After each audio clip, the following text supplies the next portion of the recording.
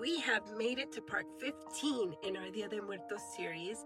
If you've watched the other videos, thank you. I've tried to put as much information as I could in them, and I'll continue to do that for the next ones that I have planned. Today we are talking about the personal items on the altar, right? Everything that we've talked about so far is kind of generic except for the food, but now we're talking about the pictures and clothing and the items that tell your loved one this altar is for you. Now, in the indigenous times, obviously there were no photos. So how did they keep someone's memory alive, or how did they call them, letting them know that this altar was for them? And it was through oral history, right? They would talk about that person and they would share stories, and sometimes it was in the form of music as well. And that should still be done today, but the photo now kind of calls to that ancestor saying specifically, this is for you. And I think the movie Coco presented that beautifully, kind of calling that portal. Just know that that is something from modern times. And if, for example, your father's great-grandfather you don't have a picture of, you can still memorize them with whatever memories you may have of them or that have been passed down to you. Now, alongside the photos, which is a modern thing, the other thing are the objects. And we know ages ago, people were buried with jewelry, their tools, sometimes food, things that they were going to need in their afterlife. So the items that you put on the altar, that's another way you can think of it, right? What would this person want to be buried with? What were their most treasured items? And now we're talking about the materialistic part, but it does personalize the altar. If you have walked through cemeteries, and for some people that's awkward, but I definitely invite you to do that, especially during this time period, you will often see, especially children's tombstones, burial plots, that are the most difficult to see. You will see little toys or a teddy bear, and that would be for Dia de Angelitos, which is November 1st, which is the day that we honor the children, because the children come first to visit, because they bring their innocence, their joy. And so you will have little toys for them, little cars, something that makes it unique for them. You know, it could be a book, or if you are incorporating other children on the living side, you could read that person's favorite book. Either the adult or the child is another way to incorporate personal items into the altar. And whatever you decide is that person's favorite item, whether it's cigarettes or a guitar, it's your way of saying to them, we remember what made you unique, and we want you to feel at home when you visit. And again, if you're incorporating children, hey, what makes you think of Aunt Jackie? What was it that Aunt Jackie liked to do? Oh, Aunt Jackie used to like to cross stitch. Put a little cross stitch thing there for Aunt Jackie. So as always, your altar is yours. There's no altar police that's gonna come and say, oh, you shouldn't be putting that there. The things I talk about are the traditional things, but you make your altar yours. Just try to make it in line with what that person wanted, right? Like, I don't drink beer. Don't put beer on my altar. You know, I like wine or rum. So just keep that in mind.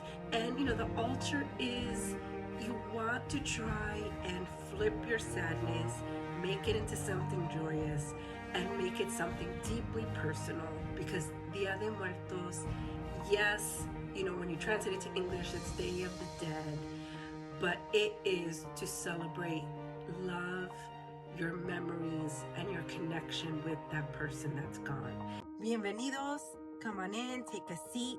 Today in video number 16, we are gonna go over everything that we've talked about in the last 15 videos.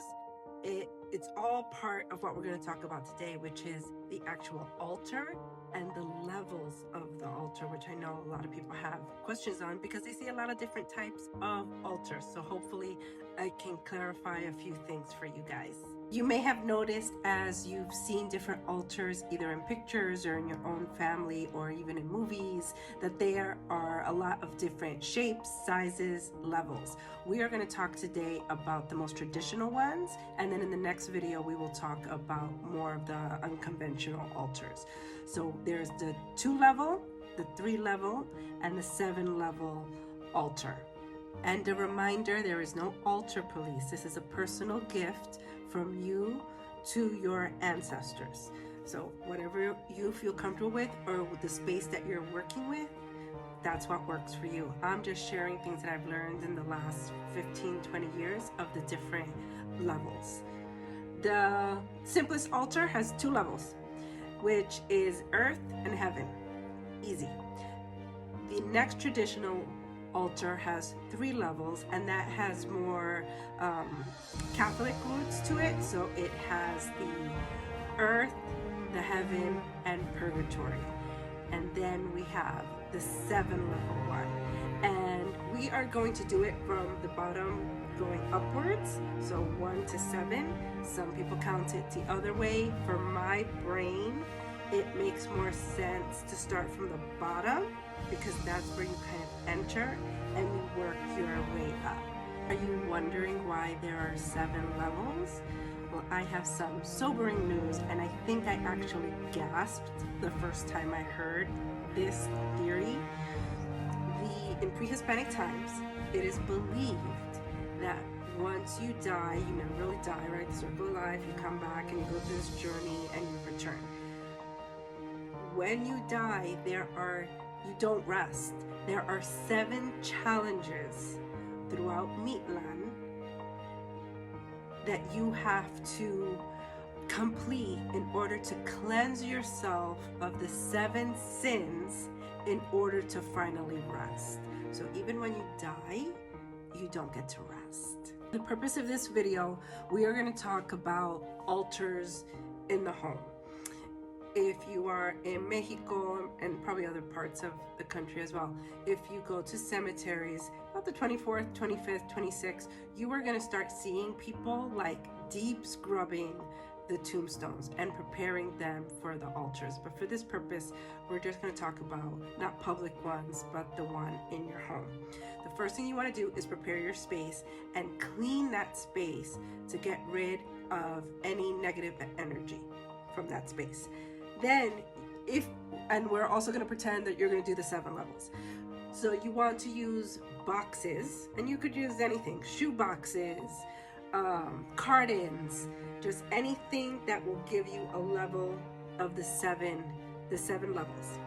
You are then going to cover that either with a white cloth or a white tablecloth. You want it to be new. The tablecloth represents purification. So we have our levels and we have what we are covering it with. Again, we are going to start from the bottom up. For the altar, please, different levels may carry different things, again, depending on culture, religion, home, traditions. For these purposes, just stick with me here. So the first level is the floor level. That's where the cempasúchil will go. You could put salt there, although salt could go in one of the higher levels. The candles. Sometimes you will also see because the first level is the earth, right? The element of earth that we talked about.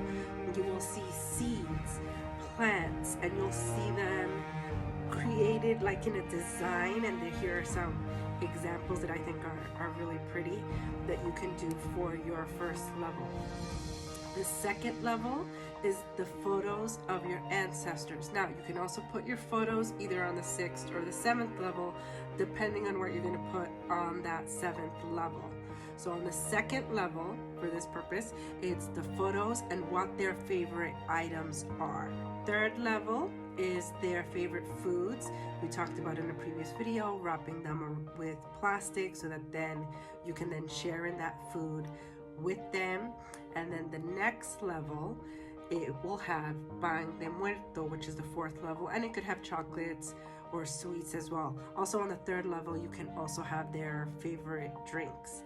On the 5th level is where you are going to have the salt. You could also have it on the earth level on the bottom, but then you could have some on that level as well, along with the water. And this is for the purification of that soul who has now entered the living world and needs to get rid of any of that negative energy to be able to proceed to the next level. It's also the level, the 5th level is also typically where they put the items for the angelitos. So if you are doing an altar for multiple people, that's where you can have the things for the children. The 6th level represents purgatory. And this is the level where, depending on who you ask, it varies what goes on there. It can also be a place where you put pictures again. So that one is a little bit more debatable. I kind of say whatever is left over that you haven't kind of found another place for, you could put it there, but know that that level represents purgatory, because that is where the soul is asking for permission to move on to the level of rest. Now we get to the 7th level. It's not often, but you'll see like an arch, and that arch is like the bridge, right, from death to life or life to death, and it's with the Sempasushi.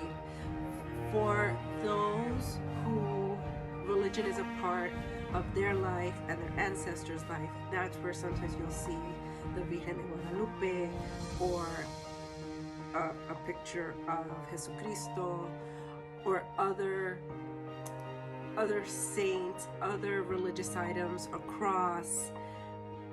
For people who are not comfortable with that, you can just put a picture of your loved one in that space, or your loved ones, multiple, and put it on the 7th level.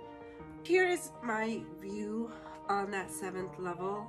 I have been asked by people, what if I'm not Catholic? Can I still do an altar? And the answer to that is yes. And again, this is my video, my personal opinion.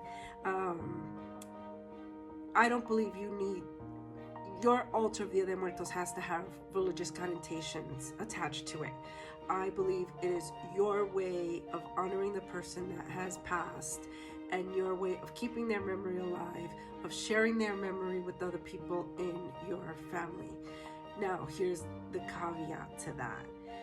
If the person that you are honoring, let's say, was deeply Catholic and you are not, you really kind of need to decide what is it that they wanted, to respect kind of their wishes for their altar. So maybe you don't put a giant cross if that's not something that you're comfortable with in your home, but you know that that's something that they would want. And so you need to find a balance of honoring your ancestors' memories with whatever your beliefs are, and finding the way of using Dia de Muertos for what it is. And it's to reconnect, to engage in those memories, and to kind of keep your family together and keep those traditions alive, and how you're going to keep those traditions going for years to come. Hope this helps understand a little bit more of the 7th level. I would love to hear from others what their understanding is of what goes on each level. Again, there's no altar police here. This is an open discussion for all of us to learn from each other. I had thought about doing this as a live, but just sharing what you grew up with, what you want to incorporate, and what you are going to continue as a tradition for your family.